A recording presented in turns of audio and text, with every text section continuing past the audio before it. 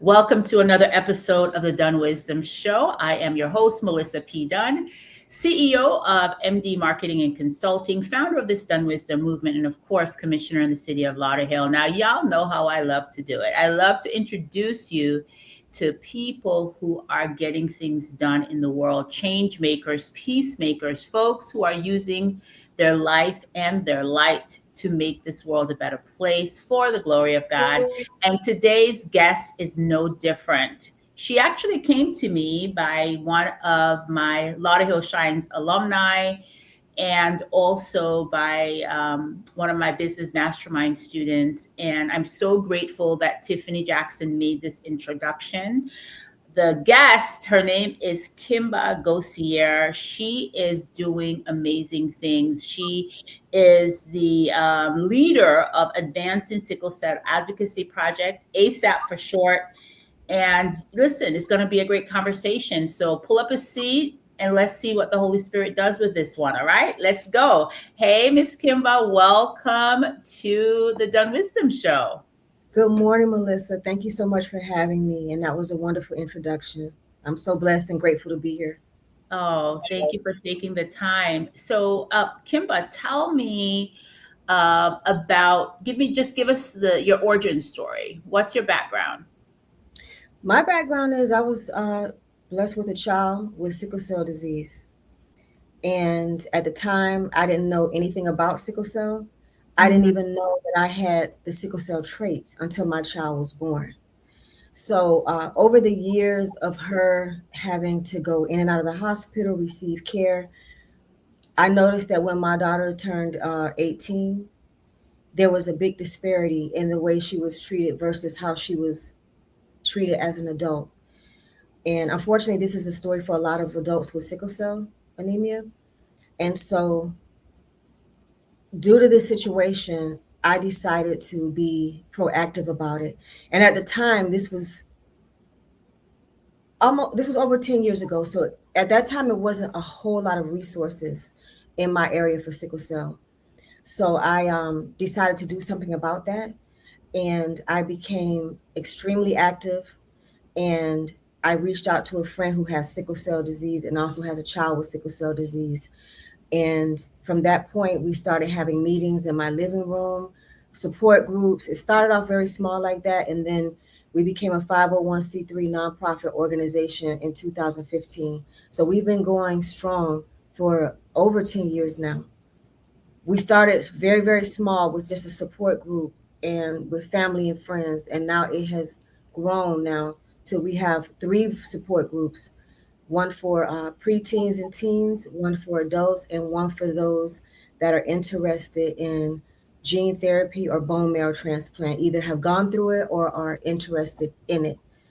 Um, I'm also a certified sickle cell counselor and educator, and I'm also a board certified patient advocate as well. I love that. I love that.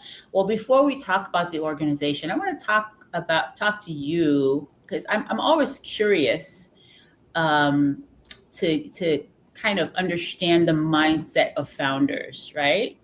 And it sounded to me like you basically was creating what you needed for yourself and your child.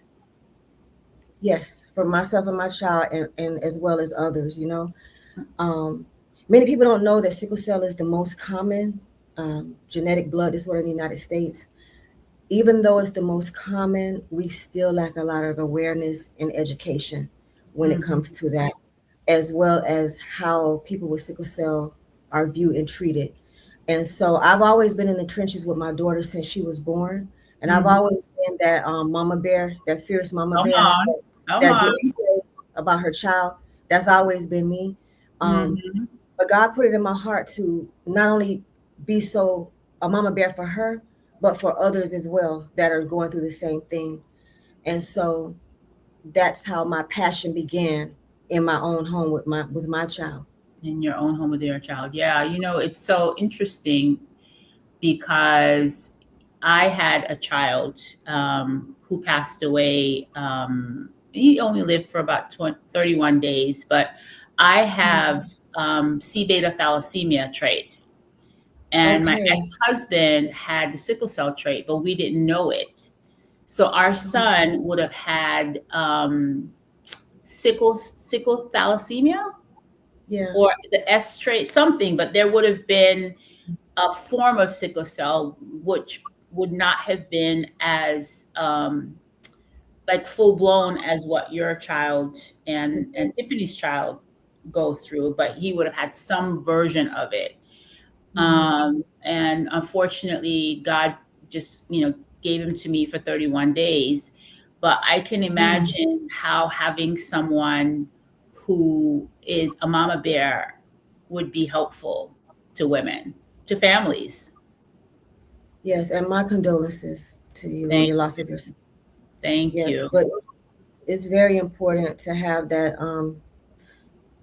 Many adults with sickle cell, they're on their own, and Hmm. it's very difficult, and they need support, a lot of support. You know.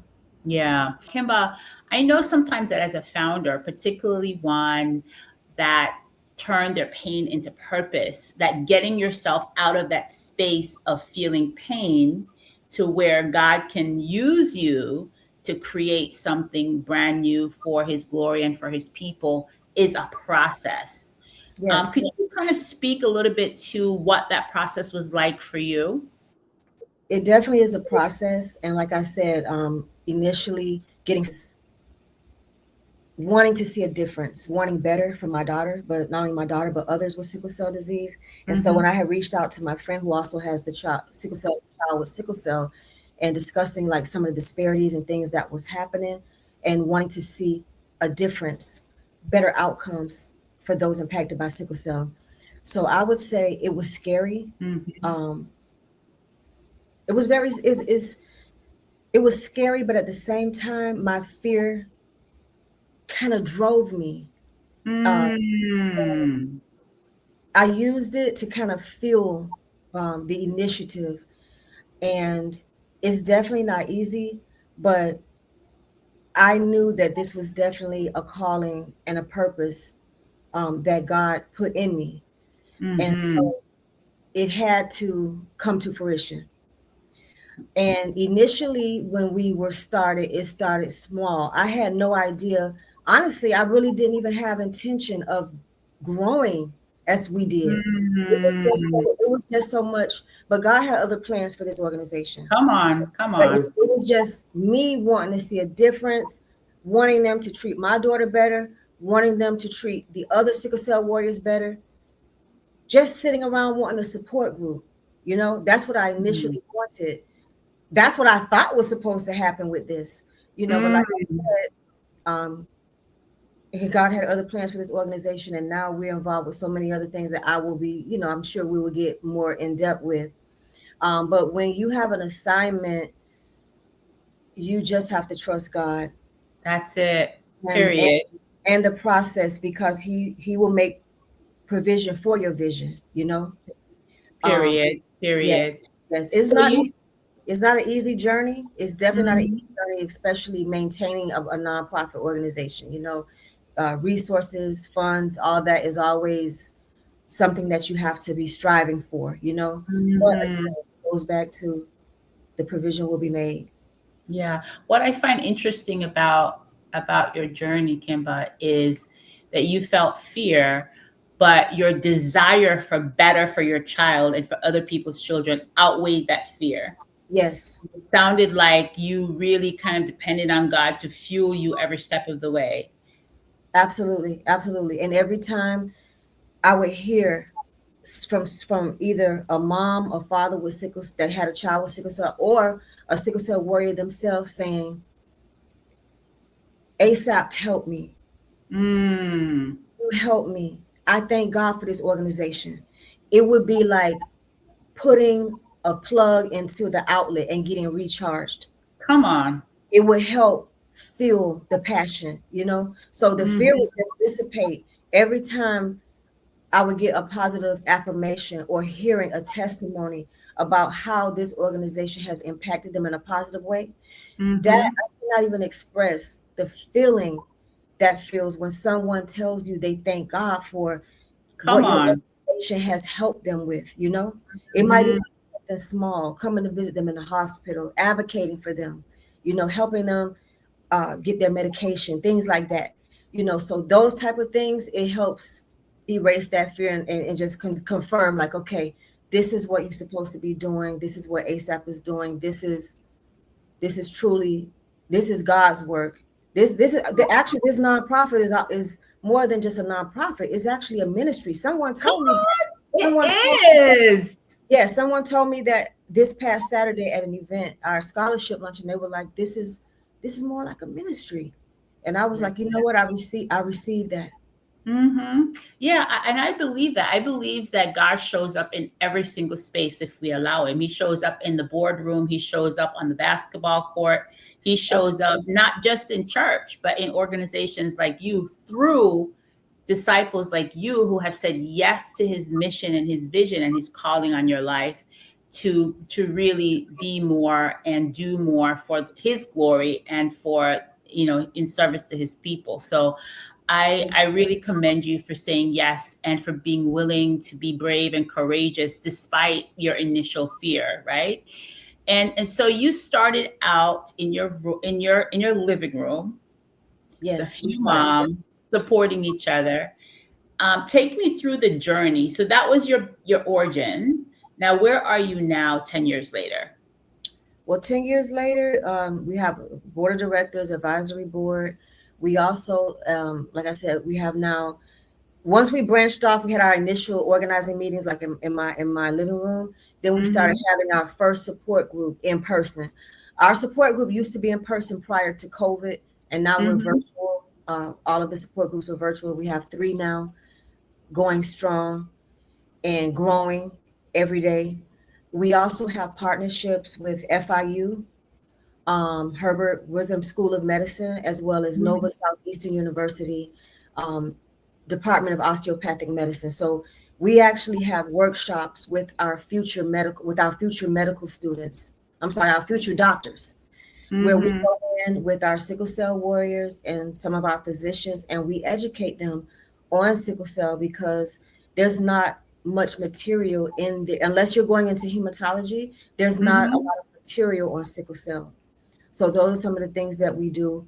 We also, I'm extremely proud to say that this past March, our governor signed a bill into law on March 27th, making Hmm. it historic.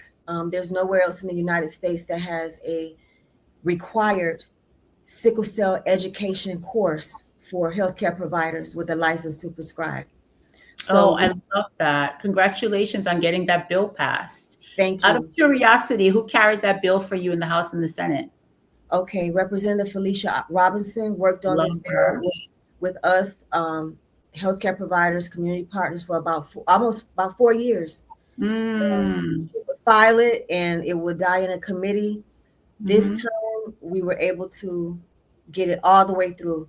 Senator Chevron Jones carried it on the Senate side. On the Senate side. Oh, and those they're two really amazing public servants in Tallahassee. Yes. And I know Rep. Robinson. I knew her from her days on the city council in Miami Gardens, which I know is Absolutely. their home Yep. base. Yes. Yes. And yeah, and Senator Jones, I've had the opportunity to work with him also on Take Your Loved One to the Doctor and other healthcare initiatives. So those are two powerful, heart-centered electeds that carried the bill over for you.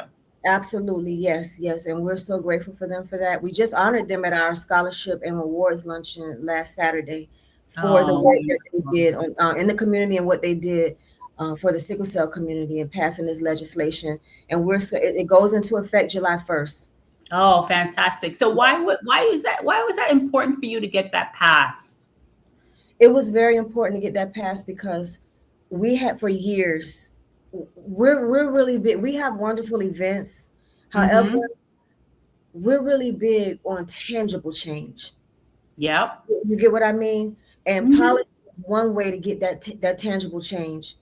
And so, like I was sharing earlier, unfortunately, many people with sickle cell are unfairly categorized as a drug seeker, um, a Mm. chronic complainer, it's really egregious, some of the things that happen for people with sickle cell, because when you think of going to the hospital, and I do want to say we have wonderful healthcare providers and we have some that are on our board. um, Mm-hmm.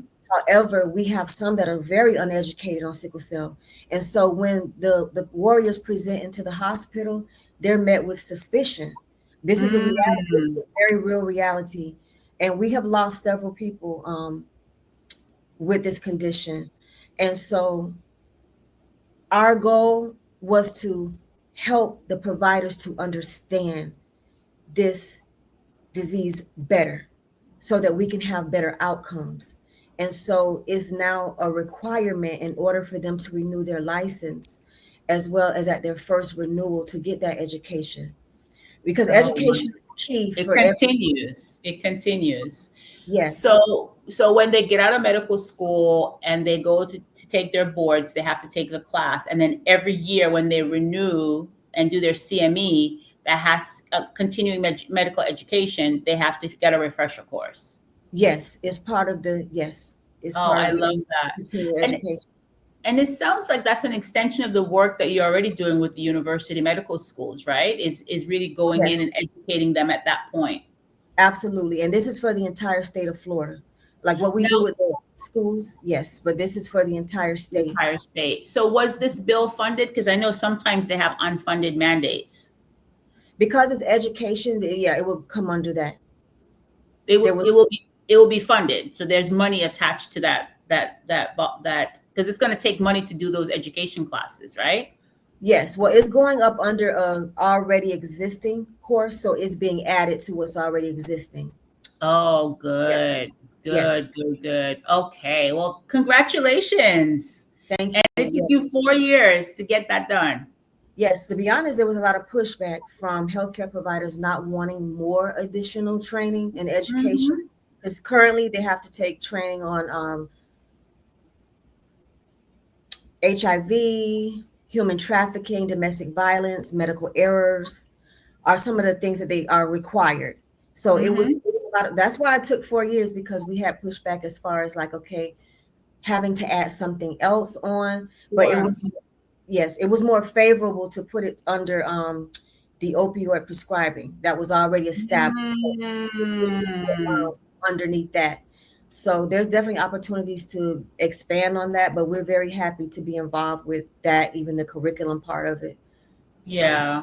Okay, good. So that actually makes a lot of sense to tuck it into an already existing program because I can see the vertical connection between what the reason why the challenge occurred in the first place with physicians and the yes, opioid, right? Because they were already kind of categorizing sickle cell warriors as drug addicts, if you will. yes, unfortunately, Mm, that's really, really terrible. And yeah. the thing is, the pain that these warriors feel, what I have seen my daughter go through, Mm-hmm. you can't even describe it. The only thing I can compare it to is being in labor and having a child. I would even say it's worse than that. And Mm. imagine that lasting for days, you know, Wow. even weeks for some people. You know what I mean? And what's happening is, what a lot of people don't understand, what's happening, things are dying internally is why it's causing that pain. You know, organs, bones are breaking down. So the faster you can get someone out of that sickle cell crisis, the better. Mm, Yeah. wow. So what does the community? We kind of talked a little bit about what physicians need to know, but what is it that parents, that the community need to know about this disease? Well, let's start with the trait. We need to be educated if we are carrying the sickle cell trait or not. I had no Mm-hmm. idea I even had the trait. I was a young mom, I was a teenage mom, but even with that being said, it wasn't really heavily discussed in my family, Mm-hmm. um, about, are we carriers of the trait? My daughter's the only one in my family with sickle cell. So Mm, we need to start there as far as getting educated, knowing if we're carriers of the trait, not only because of having a child, but there are complications that you can experience having the sickle cell trait. The NCAA, now NCAA tests all athletes for the trait, um, mm, all college athletes for the trait, because you can become overexerted, and they have had a few athletes that have passed away from this. So it's important to Wow. know. Yes, even the former NFL player Ryan Clark, he had a spleen issue Mm, with traveling. So we need to be educated on if we carry the trait for more reasons than one. And then as far as the actual sickle cell disease, we need to be educated on how to respond to someone with sickle cell. Sickle cell warriors often get classified, like I said, as people wanting drugs, wanting pain medicine. They also get classified as being lazy. Sickle cell also causes chronic fatigue. Um, they're not lazy. Sickle cell warriors are probably the most intelligent people that you want to meet, and they are called warriors for a reason because mm, I've never seen someone endure so much and then continue to be resilient and keep going. You know, they have to deal with so many things, judgment, being mistreated, all of that.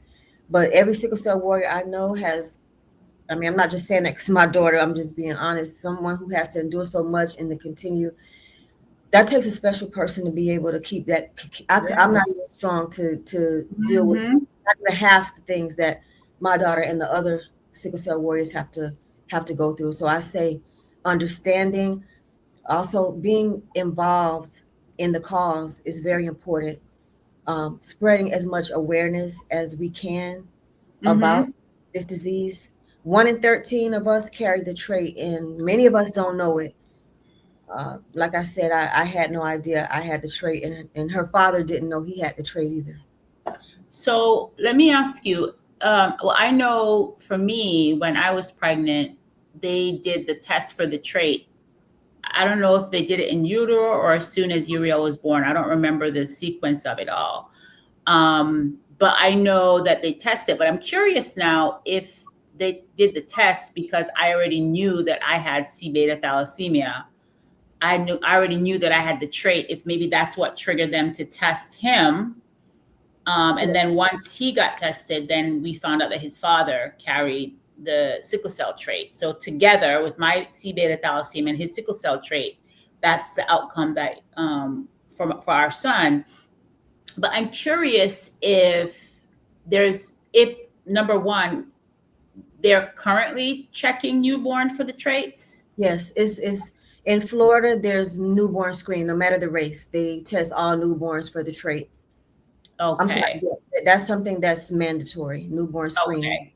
Hmm. Okay. All right. Got it. So then the question now are the adults to make sure that they know. So how can we, is there legislation being worked on to somehow or another include the sickle cell screening as one of the tests that you get at some point in your life?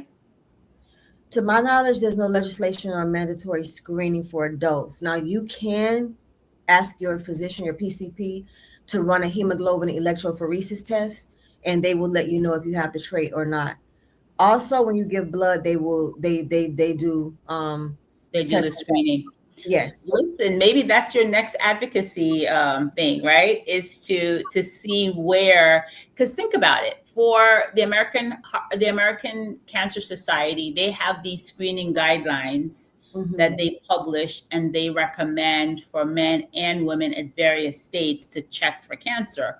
Well, maybe ASAP can come up with your own screening guidelines and work with the physicians on your board to see at what stage in the annual visit it would make sense to have physicians do the screening test. Maybe that's your next advocacy push.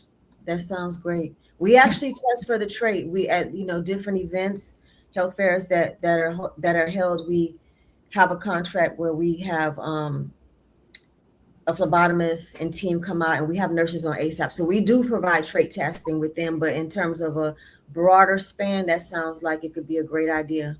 Yeah, yeah, yeah. I would look into that. In fact, I would put the physicians on your board to work, and maybe start meeting with the American Medical Association to see how you can advance that cause. Even if you just start out with the AMA for Miami-Dade, Hmm. Yeah, that that that sounds could good. be that could be really powerful. So how old is your daughter now? She's 32. Oh, wow. So you have been doing this for a minute. Yes. So you started the organization 10 years ago. So your daughter had already become an adult. And that's Right. kind of what, because you saw the disparities between how she was treated as a child versus as an adult. That Yeah. makes a lot of sense. That makes a lot of sense. Yes, because Okay. when you're a child and you're sick, everyone wants to care for you. Mm-hmm. Everyone wants to see a child hurting and going through that, you know. However, Mm-hmm. when the sickle cell warriors become adults, that kind of is not the same story. You know, they Mm. oftentimes get stigmatized for the same situation that was going on as a child. They now have it as an adult, but it's not viewed the same. Got it. Got it. So you're based in Miami Gardens. Yes, What's your footprint? I know through the policy, you're now statewide on the advocacy yes. side, but in terms of like boots on the ground, where is your geographic focus? Boots on the ground is South Florida. South Florida. Okay. Well, Broward. Hmm. Well, then I am going to add you to my outreach list. My team and I have an event, I will have a movement called Lauderhill Healthy You. Okay. And we do a tour in different neighborhoods around the city where we bring out providers that provide direct service to the community based on their needs. Okay. And so yeah, I'll pass your information on to my team so that we can invite you to come when we do the next tour. I think we're going to do one a quarter. I don't remember. We're having our strategic Okay. planning meeting for the next fiscal year this week. But Oh, I good. will certainly add you. And Lauderhill is 75,000 people, and it's definitely 90 something percent Black. Wow, that's amazing. So whether you're Haitian, Jamaican, Hispanic, we're a city that really needs to get screened as well. Okay, that sounds great. We would love to participate in that. All right, fantastic. So listen, Kimba, thank you for saying yes. Thank you so much for everything that you do in the community, and may God bless you and your organization. Thank you. I received that, and may God bless you too. Thank you so much. My pleasure. Do you have any final words of wisdom? And I want you to answer this question in two parts. First, I want you to speak specifically um, to parents who might have children who are, or adult children even, who are dealing with sickle cell. And then secondly, I want you to speak to founders who God may be calling them to move forward, to advance his kingdom in service of his people in some way, but they're feeling the fear that you felt when he first called you with this initiative. Okay. If you're a caregiver of a child or an adult with sickle cell, I would say you're not in this alone. And I do know that when my daughter was born, it took me a minute to really understand that in my case, I do know that I was given this child for a reason so that I could be one of the people to be a beacon of light for those suffering through sickle cell. Um, I would say a lot of times when you're a parent or a caregiver, your closest friend might not even understand this journey because it's very intricate being a caregiver of someone with sickle cell. However, you're not in this alone. I would advise you to even connect. You can connect with ASAP. You can connect with a community-based organization, a support group that can help be a support for you because we're in a very small community and we understand what each other is going through. And you do not have to go through this alone. You don't have to go through this journey alone.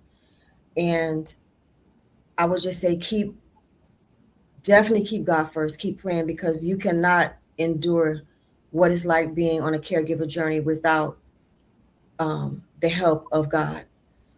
As far as being a founder, I would say that it's okay to be afraid, but the provision has been made if you were given that vision. So go ahead and step out on faith. Step out on faith and pray that all the right people will be lined up with your mission, will come into your program. Whatever you are looking to start doing, those people will be placed in your path. And continue to be steadfast. Don't give up. No matter how hard the road may seem, don't give up. I love that. Wise words indeed. Thank you, Kimba, for sharing your wisdom with Thank our you. community. Thank you so much. All right, guys. Founders, if God is calling you forward to turn your pain into purpose, or even to turn your passion into purpose, you heard Kimba, push through the fear, lean in, stay at his feet, and get it done in excellence. He'll always make a way. He'll always provide. If he gives you the vision, he'll give you the provision. And if you are one of the 1 in 13 people who have the sickle cell trait, please, or even who have sickle cell, find the support. ASAP is one of those organizations. We're going to make sure that we put their contact information in the show notes so that you may reach out. Thank you again for joining us for this episode of the Dunn Wisdom Show. Be well. May God be with you and your family.